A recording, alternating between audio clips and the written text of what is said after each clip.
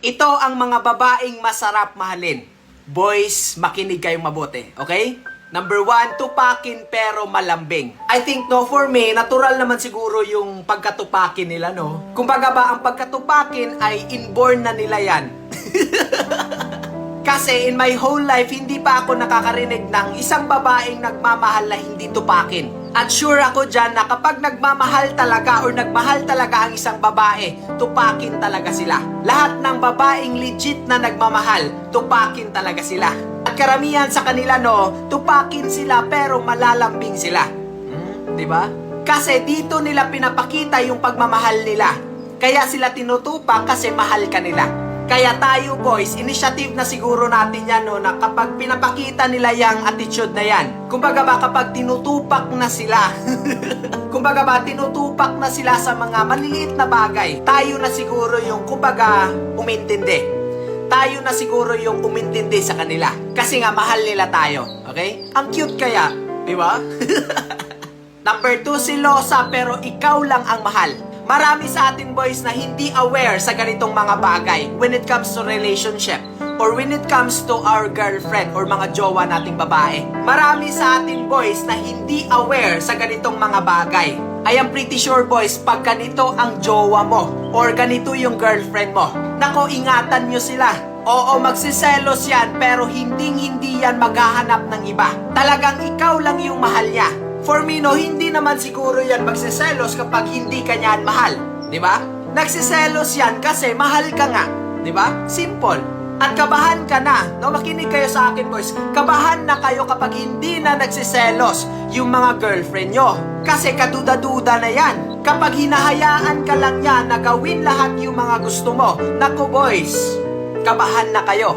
Kabahan na kayo kapag hindi na nagsiselos yung mga jowa nyo. Naku. Diba?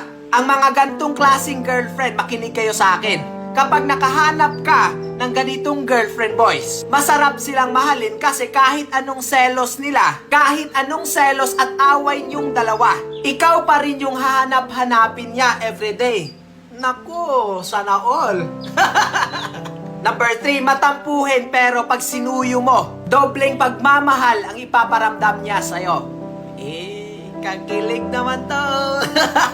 Alam nyo boys, as what I've said earlier, inborn na nila yung mga bagay na yan. Matampuhin, silosa, kasi nga mahal ka nila. Just like us boys, di ba? Kapag nagmahal tayo ng isang babae, talagang magseselos tayo.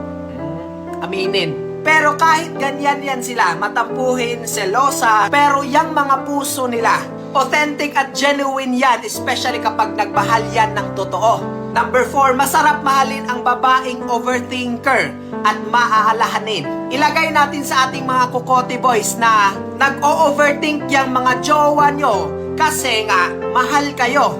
Okay? Nag-o-overthink sila kasi nga mahal kayo. Kumbaga ba, gusto lang nila malaman na safe kayo sa mga lakad nyo at sa mga pinaparoonan nyo. Boys, huwag tayong magagalit kapag sometimes nag-overthink sila. Kasi nga for sure, gusto lang nila na safe tayo. Pero girls, makinig naman kayo sa amin. Huwag naman everyday kayo mag-overthink sa amin. Learn to trust us. Okay? At sometimes, no, nag-overthink yung mga babae na yan. No, yung mga jowa natin, nag-overthink sila. Especially sa mga babae na friends natin or close friend nating mga babae. Kasi for me, no, hindi nila gusto na may pinapakitaan pa tayo ng ating treatment.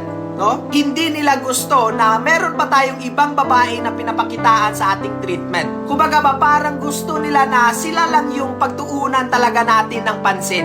At kumbaga ba, gusto lang talaga nila na sila lang yung pinapakitaan natin ng princess treatment.